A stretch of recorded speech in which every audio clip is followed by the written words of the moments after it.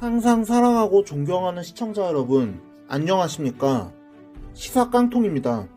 최근 국무위원 가운데 국민적으로 가장 심한 밉상인 사람을 하나 꼽으라면 누가 뭐래도 추미애 법무부 장관을 꼽지 않을까 싶습니다.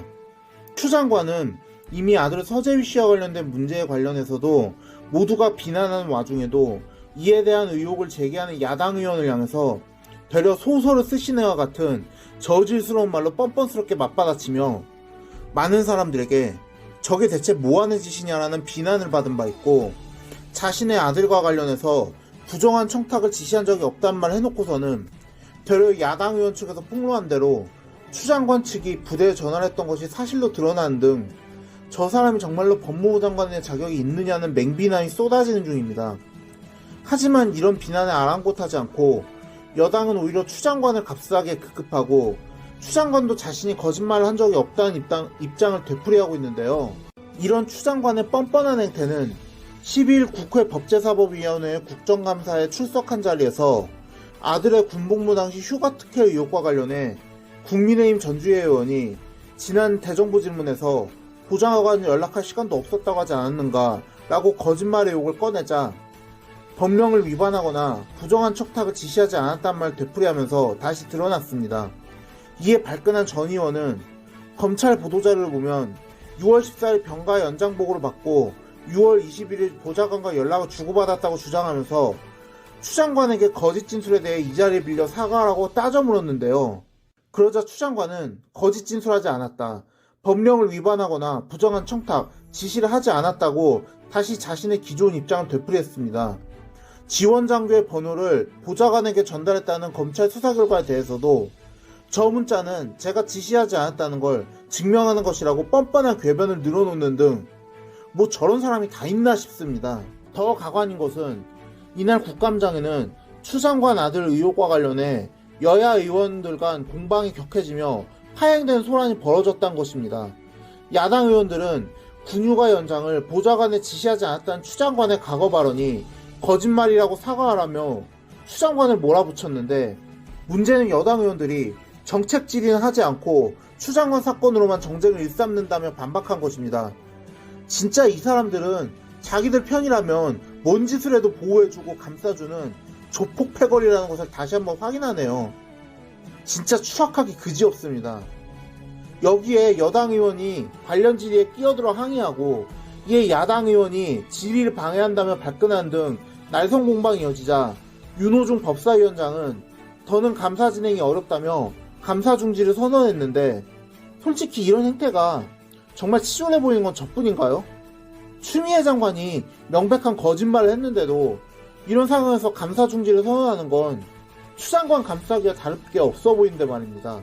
제가 누누이 말씀드렸지만 현재 민주당의 무조건적인 제 식구 감싸기는 그야말로 조폭 집단 행태 그 이상도 이하도 아닙니다.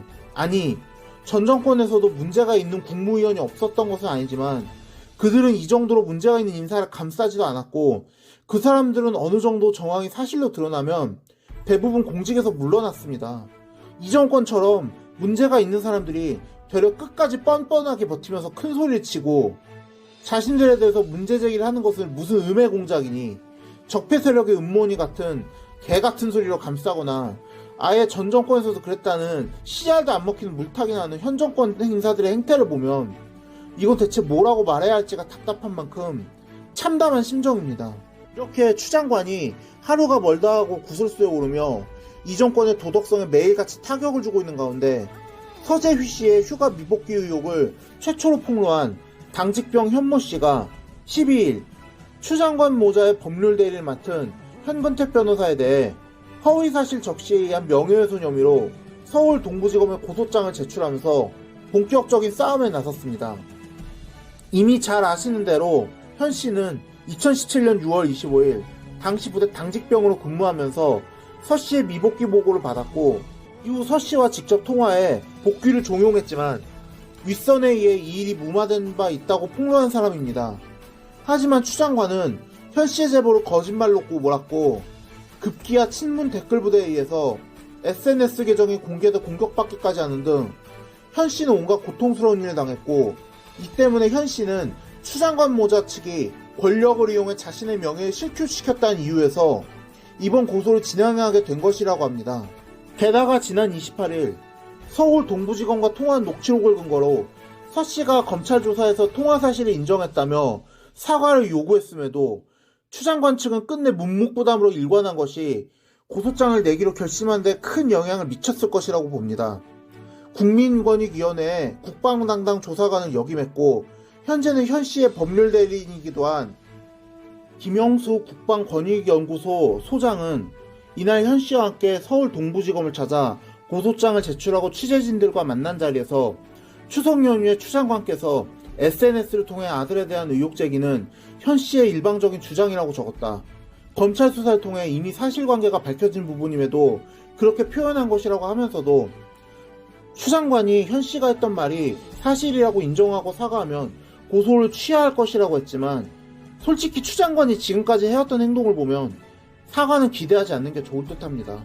아울러 현 씨 측은 SNS에서 현 씨를 향해 욕설과 모욕적인 표현을 한 네티즌 약 800명에 대해서도 명예훼손 혐의로 고소하겠다고 밝혔습니다. 현재 현 씨는 변호인을 선임하지 못한 상태라 고소장도 김 소장과 현 씨가 함께 작성했다고 하는데요. 정말 이런 용감한 청년을 위해서 변호사 선임 비용이라도 후원하고 싶다는 생각이 듭니다. 생각해봅시다. 추 장관의 저런 발언 때문에 현 씨는 물론 현 씨의 가족들도 얼마나 충격을 받고 마음이 상했을까요? 당연히 그들은 법적 투쟁을 통해서 자신의 짓밟힌 명예를 회복할 권리가 있습니다. 저는 당연히 현 씨를 응원할 것입니다.